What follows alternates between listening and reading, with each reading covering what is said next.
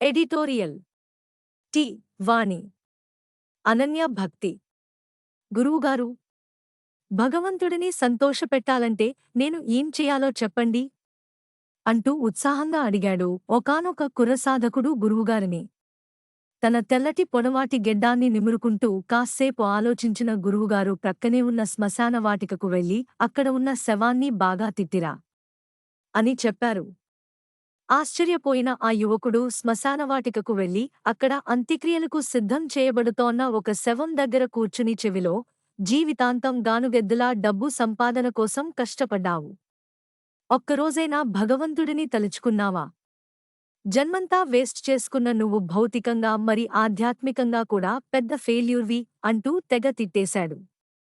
తిరిగి ఆశ్రమానికి వచ్చి జరిగిందంతా గురువుగారికి చెప్పగా, మరి ఆ చనిపోయినవాడు నీకు ఏమని సమాధానం చెప్పాడు అంటూ కుతూహలంగా అడిగారు గురువుగారు.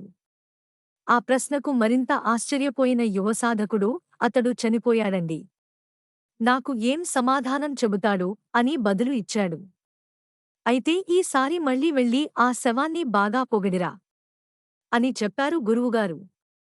మళ్ళీ ఆశ్చర్యపోయిన ఆ యువకుడు గురువుగారు చెప్పినట్లే వెళ్లి శవం దగ్గర కూర్చుని చెవిలో, జీవితాంతం ఎంతో కష్టపడి డబ్బు సంపాదించి కుటుంబాన్ని వృద్ధిలోకి తెచ్చి తృప్తిగా జీవించావు.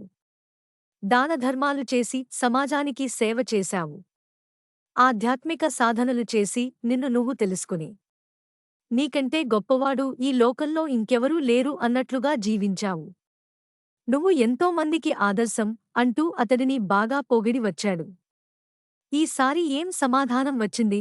మళ్ళీ కుతూహలంగా అడిగిన గురువుగారితో అతడు చనిపోయాడండి. నా మాటలకు ఏమీ స్పందించలేదు అని చెప్పాడు అయోమయంగా. ఆ యువకుడికి మరింత వివరణ ఇస్తూ, ఆ చనిపోయినవాడు ఎలాగైతే నీ తిట్లకు మరి నీ పొగడ్తలకు స్పందించలేదో, అలాగే నువ్వు కూడా ఎవరైనా నిన్ను పొగిడినప్పుడు ఉబ్బిగర్వం తెచ్చుకోకుండా, మరి తిట్టినప్పుడు బాధపడి, కృంగిపోకుండా, సుఖదుఃఖాలు రెండింటినీ సరిసమానంగా స్వీకరిస్తూ ఆధ్యాత్మిక లక్ష్యంపై గురి ఉంచి జీవించు. జీవితం పట్ల ఎలాంటి కంప్లైంట్లు లేకుండా తృప్తిగా జీవించడమే భగవంతుడికి మనం చూపే కృతజ్ఞత, మరి అదే భగవంతుడికి మనం చేసే ప్రార్థన. అలాంటి అనన్య భక్తితో కూడిన ప్రార్థనలే భగవంతుడిని సంతోషపెడతాయి అని తేల్చి చెప్పారు గురువుగారు.